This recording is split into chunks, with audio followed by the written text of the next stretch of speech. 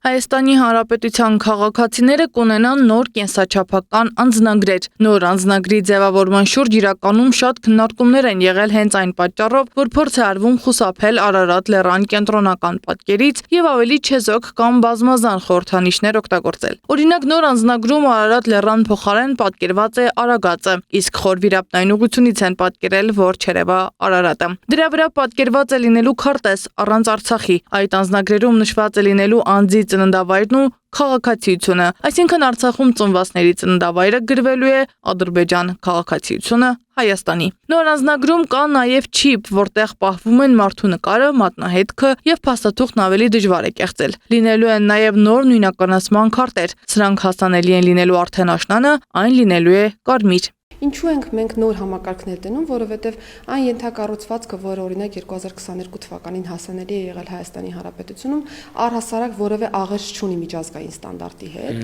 եւ մեր նպատակն է քաղաքացիական ավիացիայի միջազգային կազմակերպության ICAO-ի 9303 ստանդարտին համապատասխան նոր փաստաթղթեր տրամադրել մեր քաղաքացիներին։ Սա նշանակում է, որ նորագույն տեխնոլոգիաներին համապատասխան են փաստաթղթերը, սահմաններին փոխճանաչելի փաստաթղթերի մասին ենք խոսում